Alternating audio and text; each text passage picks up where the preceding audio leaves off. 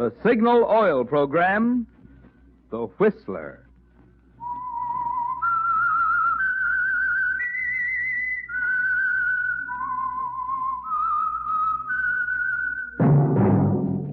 That whistle is your signal for the Signal Oil Program, The Whistler.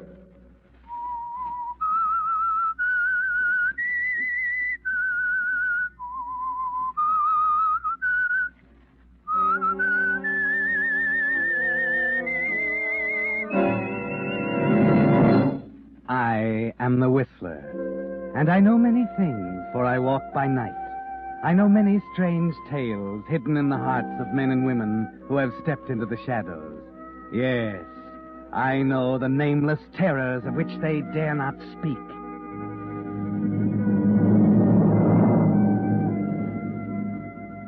Yes, friends, it's time for The Whistler, rated by independent research the most popular West Coast radio program.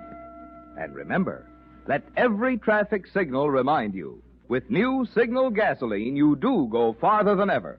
Look for the familiar big yellow and black circle sign that identifies those popular Signal service stations throughout the West, from Canada to Mexico. And now the Whistler's strange story, Solid Citizen.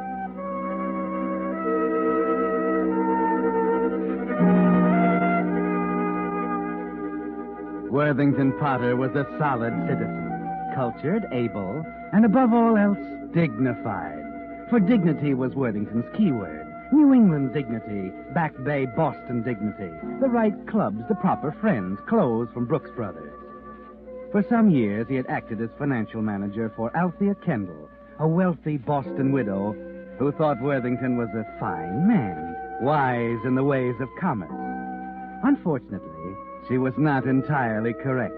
Worthington, while long on dignity, was short on financial genius. A regrettable situation, since in his capacity of financial manager, he had occasion to handle large sums of money for Mrs. Kendall. Oddly enough, this is what brought Worthington to Mrs. Kendall's on what was to prove a rather crucial visit. You've been so quiet all afternoon, Mr. Potter. Are you worried about something? I was hoping I could conceal it, Mrs. Kendall. You have a strange power over me. I've been conscious of it always. Strange power? Mrs. Kendall, words are hard to find at a moment like this. Oh, really, Mr. Potter? Right. Our relationship during the past 10 years has been, I trust, as pleasant for you as it has been for me. Well, of course, Mr. Potter. You're a charming woman, Mrs. Kendall. Why, Mr. Potter. I must admit that there have been moments when my impetuous nature came very near forcing me to cast aside dull business, to forget my position, to hold you in my arms. Mr. Potter, you felt like this for some time? Since the moment I first laid eyes on you, Mrs. Kendall. You will forgive me, won't you? I fear my heart has got a little the better of me. Please, Mr. Potter, don't feel that way. I admire you for saying it. Mrs. Kendall, Althea, will you do me the very great honor of Of what, Worthington? Of becoming Mrs. Potter? Oh, Worthington, I don't know what to say. Will you, Althea? Well, a girl has to have time to think, Worthington. One can't decide so suddenly. Don't think, Althea. Listen to your heart. I must have time. I'll let you know when you come next Friday. Say it now, Althea. No, I must get hold myself.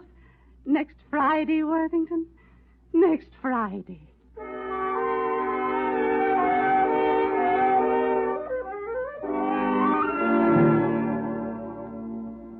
Too bad, Worthington. Next Friday. 7 days of waiting. And you've got to know now, don't you? Particularly after the phone call you get from Stratton, your broker, that afternoon. I can't understand it, Stratton. Don't you see, man? I've given you every cent I have. I can't advance more money. I'm sorry, Potter. Only one answer, then. I'll simply have to sell you out. You can't do that. I'd be ruined. How much do I have to put up? 10,000 this afternoon. 10,000. Market's barely holding. 10,000 will jack it up for the time being. But listen, Stratton. Potter, this is your money you're playing around with, isn't it? How dare you? Sorry, old boy. Too bad to have to put it to you this way.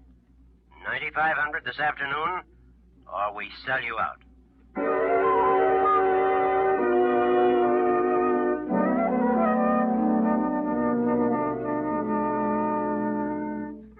And it isn't your money, is it, Worthington? It belongs to Althea Kendall. Somewhere you've got to find $9,500. At 2:30 that afternoon, you're in the vault of the bank, going over the contents of Althea Kendall's safe deposit box. Yes, it's a desperate measure, but you're ready to try anything. Stock certificates, bonds, mortgages, but nothing negotiable. Nothing you can turn into $10,000 in cash. Then, suddenly, you recognize something in the bottom of the box. An earring. A very old one with an emerald in the center surrounded by small rubies. You remember now. The mate to it was stolen years ago, and Althea has left it in the vault ever since undisturbed. There'd be no reason in the world for her to get it out again. It'll probably stay there till she dies.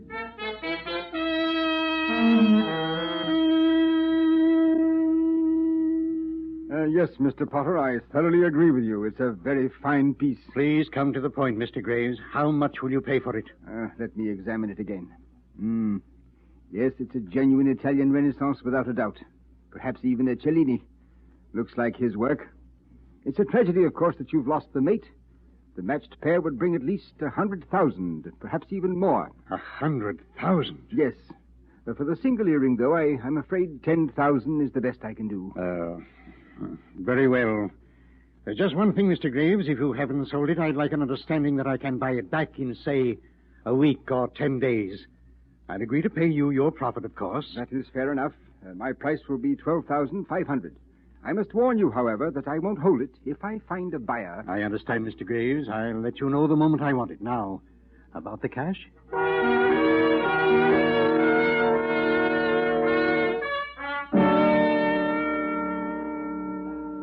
Yes, go on, Stratton. The 10,000 got here in the nick of time, Potter. But you're going to need the rest before you're through. How much? 50,000, roughly. You think the market will hold until, say, next Friday? I don't know. Can you have the funds by then? I'll get them, Stratton. I'll get them.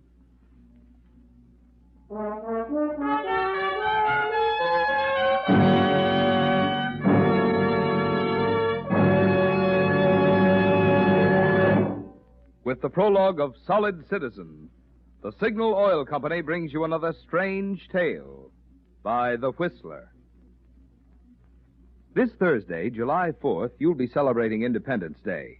170 years of independence for America, the land for folks who love the independent way of life.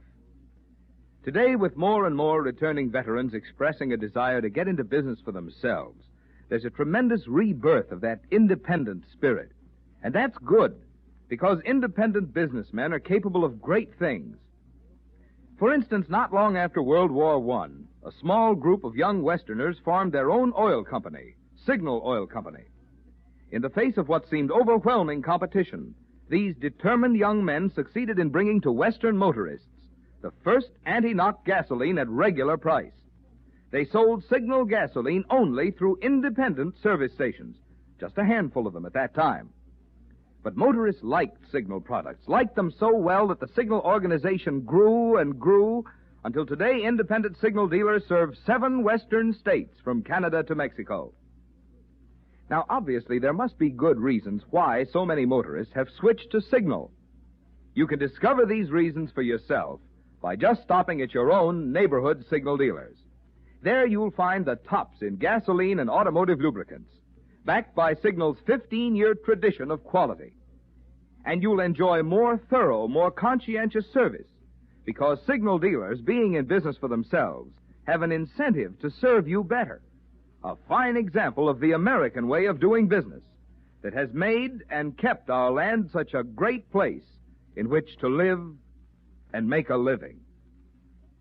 And now, back to the Whistler.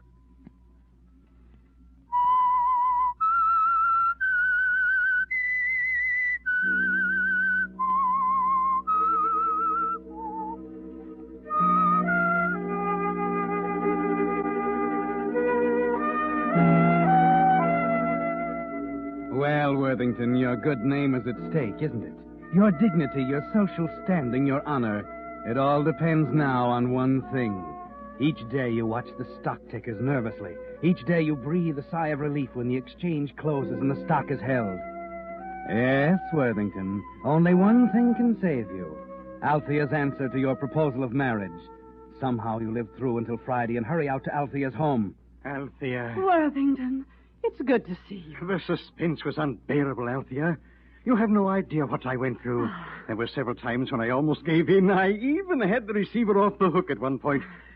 For I'm so awkward at this sort of thing. Why, Worthington, not at all. I think you're rather skillful. Why, thank you, my dear. It's very kind of you to say that. You do love me, don't you? Althea, you'll never know how much I need you.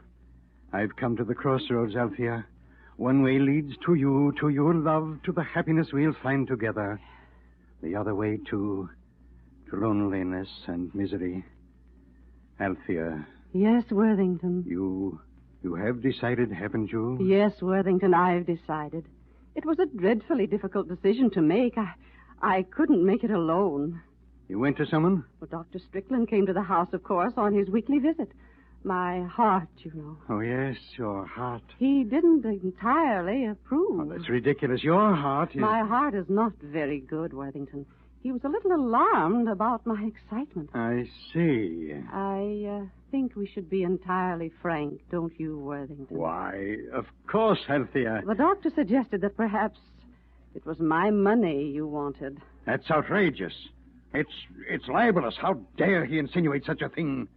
What did you tell him? I told him to leave the house. Why, I should think you would. You see, that was the day I decided to marry you. Althea, darling, I knew you would. It's so right for us. Just a minute, Worthington. Eh? That was 3 days ago. You haven't changed your mind. There must be a power somewhere, Worthington, to take care of lonely old ladies. Oh, I don't understand. Do you recognize this, Worthington? Why, it's an earring, isn't it? Yes, an earring. Where did you get it? I can understand why you're curious. Mr. Barclay brought it to me yesterday afternoon. Barclay? In response to an advertisement I've been running in the collector's magazine for years. Ever since one of the pair was stolen. They were very valuable, you see. My first husband bought them for me in Italy. Of course, I went to my safe deposit box immediately to get out the mate to it. I see. Naturally, marriage is out of the question, Worthington. I have no alternative but to expose you for the cheating, lying embezzler that you are. You wouldn't dare. You wouldn't dare disgrace me, do you hear? Do you understand that? Potter, You're not going to toss me into the gutter after 10 years. I won't allow it. I won't be disgraced and held up as a laughing stock. I'd kill you first. Oh, Mr. Potter, please You don't. stupid, stumbling old hag. Mr. Potter. Do you think I'd marry you? Yes, it was your money, your filthy pile of gold. please. I've taken it for years. That's all I wanted. I bowed and scraped and groveled in the gutter for you, and you're not going to open your mouth, you hear? please, I beg Yes, you. I'd kill you. I'd kill you in a minute. please, right Mr. now, if I had to.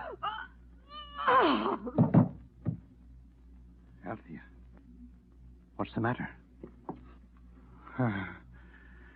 She's dead. I didn't touch her. Her heart. Yes. The doctor was right. The excitement. Her heart.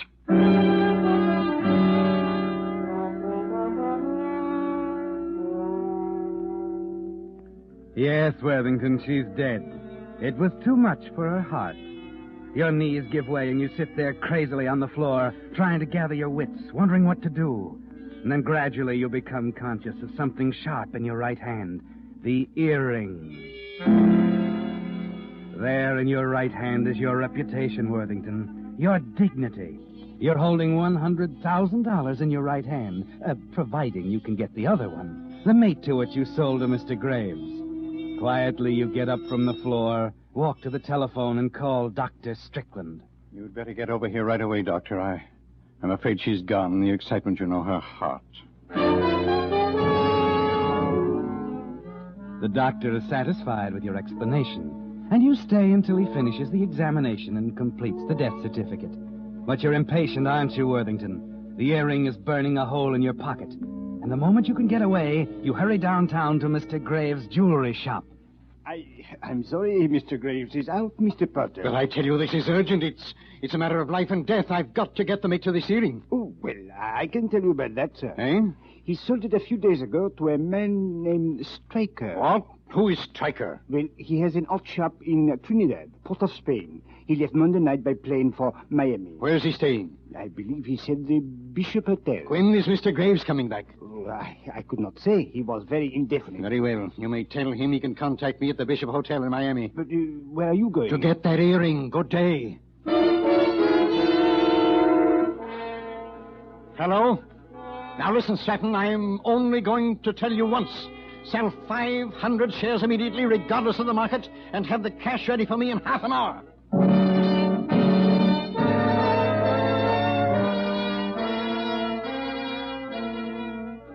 Yes, Worthington, time is everything now.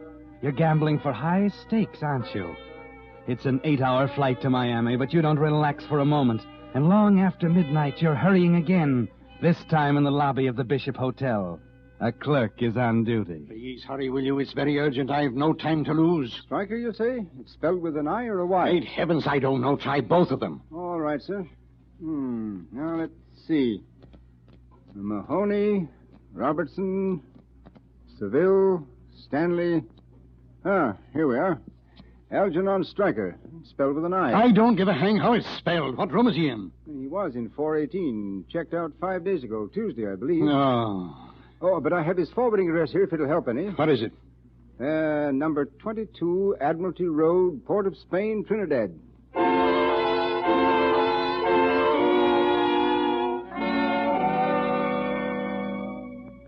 It's going to take you another precious day, Worthington, but you can't turn back now. Somehow you live through the plane trip to Port of Spain. Somehow you arrive at Mr. Stryker's curio shop on Admiralty Road. The clerk is very accommodating. Oh, yes, sir. Of course I recognize the earring. It's a handsome piece, isn't it? Please tell me, where's Mr. Stryker? I'm afraid he won't be back for a day or two.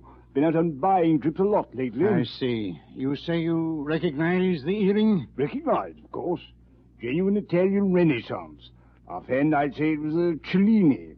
You know, if you had the mate to it... Mr. Stryker has the mate to it. Oh, no, sir, not anymore. What do you mean? Well, he sold it to a Mr. Bolanos in Miami.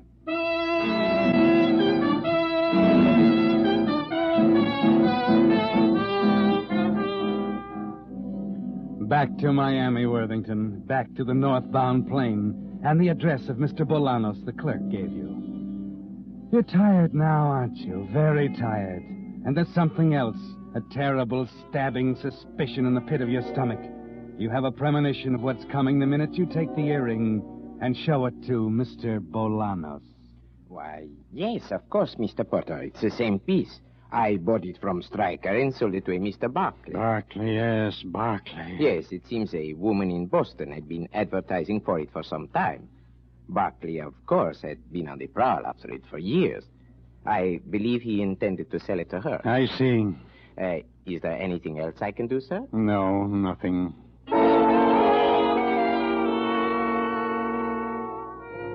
So that does it, Worthington. The bubble is burst. Ridiculous, isn't it? You're sure now, Worthington. The earring you've been chasing is the one you hold in your hand.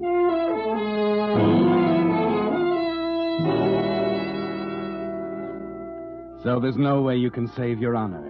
But there is a way to preserve the last vestige of dignity. You stop at a pawn shop in Miami and calmly buy a .38 revolver, and then return to the Bishop Hotel. There's a telegram waiting for you, a message from Stratton, discreetly suggesting that in view of the approaching audit of Mrs. Kendall's estate, it might be well for you to produce the missing funds. But it doesn't matter now, does it, Worthington? You go up to your room and lock the door. Place the revolver and the earring before you on the desk. Take out a sheet of paper and begin to write. And therefore, in view of the approaching situation, I made every effort to procure funds to cover. This failing, I have determined to take the only honorable way out, and I trust that the above facts will justify me, at least in part, and preserve a bare shred of honor. to my memory.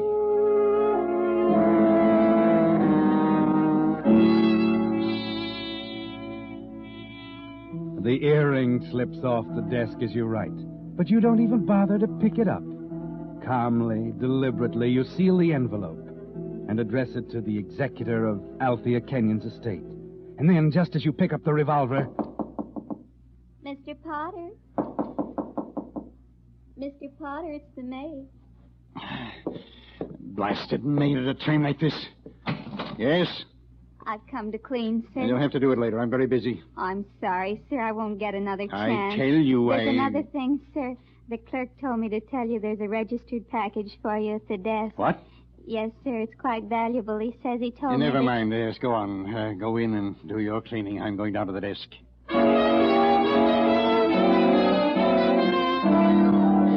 Where is it? Where is it, man? Hurry. Yes, sir. I put it in the safe. Just a moment. It was insured for such a large amount, I thought it best... Will you hurry? Yes, sir. Now, let me see. Here we are. It seems to be from Boston. Give it to me quickly. Now, why do they tie things so deuced tight? There we are.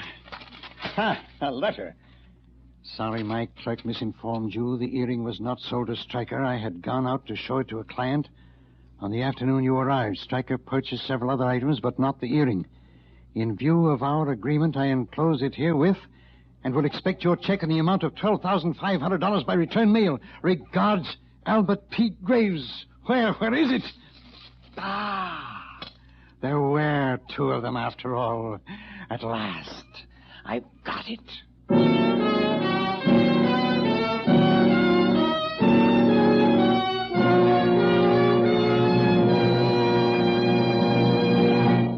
The Whistler will be back in just a moment with the strange ending of tonight's story. Meantime, a word about a photograph that should interest every driver. Perhaps you saw it in the full-page color ad on new Signal Premium Motor Oil that appeared in yesterday's American Weekly magazine, or in recent issues of Pictorial Review, This Week, or Sunset magazine. At any rate, this unretouched photograph showed two pistons taken from two identical motors, each of which had been driven for 79,000 miles. The only difference between them was that one motor used today's finest straight motor oil, while the other used Signal's amazing new type lubricant that combines 100% pure paraffin base with 5 scientific new compounds. But man, what a difference in those pistons. By actual test, there was only 1/6 as much carbon and 1/3 less cylinder wear on the piston using new Signal Premium Motor Oil. Yes, those 5 compounds in new Signal Premium Oil really make a difference in the way your motor runs. So for a sweeter running motor, switch now to Signal Premium Oil. And now, back to the Whistler.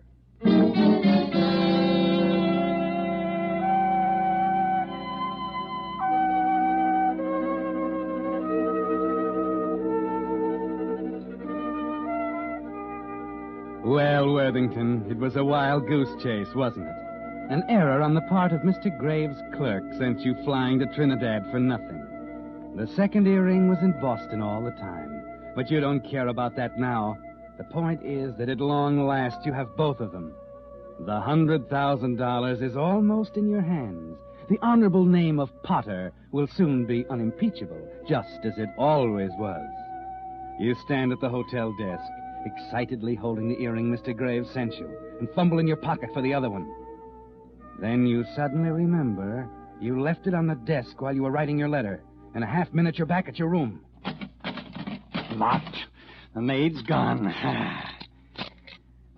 Let's see. Left it on the desk. Oh, it was here.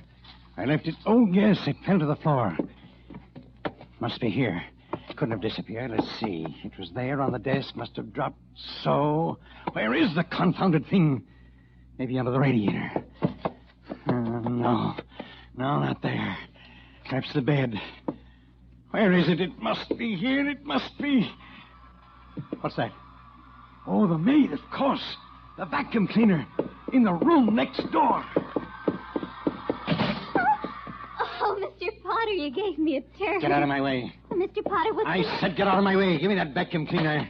There we are. How do you get inside this thing? Oh, please, Mr. Potter, you'll get dirt all over the rug. Get away, I said. Blasted thing stuck. Well, no matter. Use a knife. Oh, don't rip the bag, Mr. Potter. Oh, please. Don't worry. I'll buy you a new one.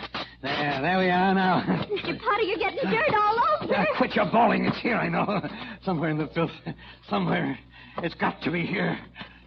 But it's not. What are you looking for? An earring, a gold earring set with an emerald. Here, like this one. The mate to it. Oh. You haven't seen it, have you? Oh, no, sir. Don't lie to me, you little gutter snipe. You stole it, didn't you? No. Didn't you? No, I didn't. You Please found it on the stop. floor of my room. Where did you put it? Answer me, you little heathen. Where did you put that earring? I don't know. I tell you, I don't know. You tell me the truth if I have to wring it out of you. Do you hear? Do you hear? Where did you put it? Where? No, not that gun. Don't shoot.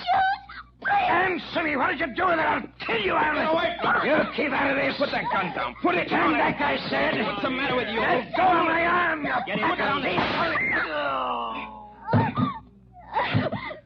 Good work, brother. There was nothing else I could do. He would have killed her. He's dead. He said I stole his earring. The mate to the one in his hand. That's all right, Ernestine. You don't have to worry, Porter. I saw the whole thing. Yeah, thanks. Guess we'd better put him on the bed. Give me a hand. Yeah, sure. Pick up the earring, Ernestine. Such a pretty one. Easy now. There we are. I'll call the police. Hello? Hello, operator. Will you connect me with the police department, please? Scared me half to death. Gee, I wonder what it was all about. Oh, it's awful. Oh, look here. Just finished writing a letter. Well, I guess the least I can do for the poor guy he's mailed it from. I thought he'd kill Oh, me. Ernestine, maybe you better sit down for a while, huh? What's the matter? Look, they're in the bed by his foot. Huh? Well, I'll be. It fell out of his trouser cuff when we laid him down. It's the mate to this one. The other earring.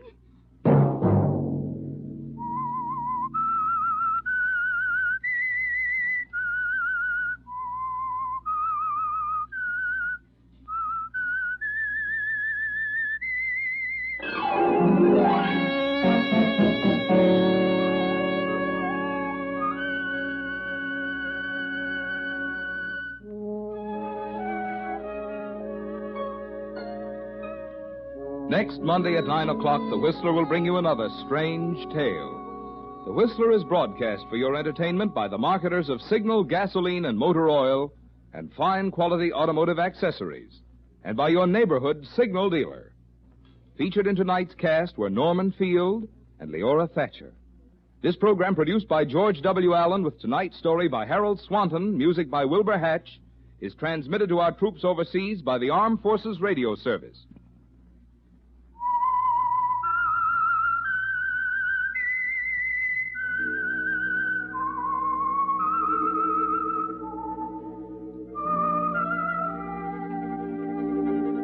That whistle is your signal for the Signal Oil program, The Whistler.